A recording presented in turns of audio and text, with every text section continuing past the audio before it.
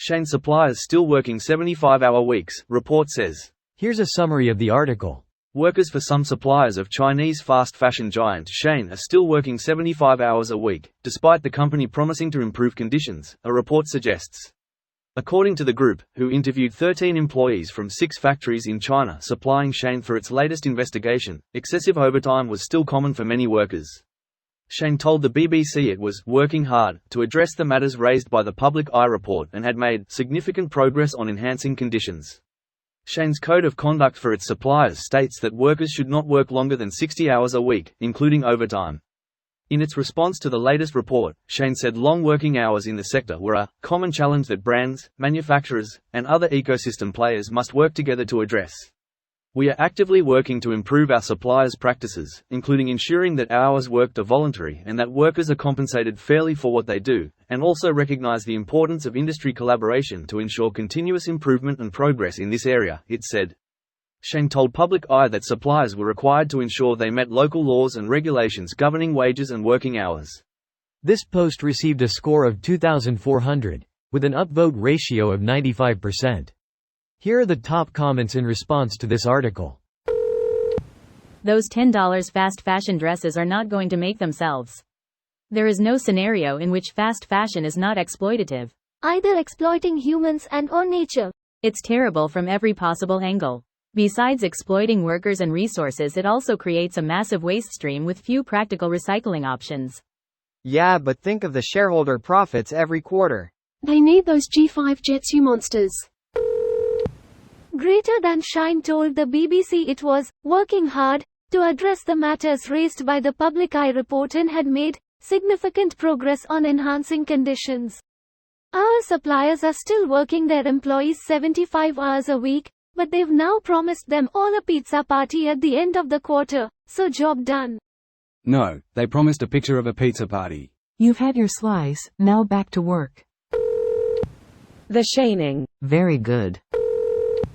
I get paid about 0.40p 0.60p to deliver one Shein parcel. It boggles my mind that China is now air freighting cheap shite directly to people's front doors worldwide and making a profit.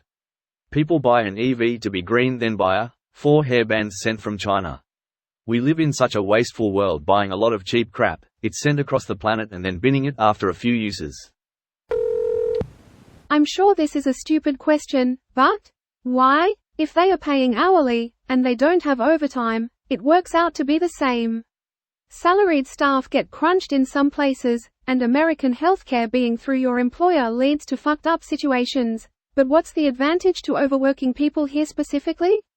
How does this save the company money if the man hours are the same? If you have fewer employees working a lot of overtime, you can easily scale production down by cutting back hours, or up by scheduling for more, rather than letting people go and hiring. 60 people at 37.5 hours have twice the human cost of 30 people at 75 hours in many ways. Since you need a smaller pool of people, you might have the freedom to be pickier and cut people with lower output.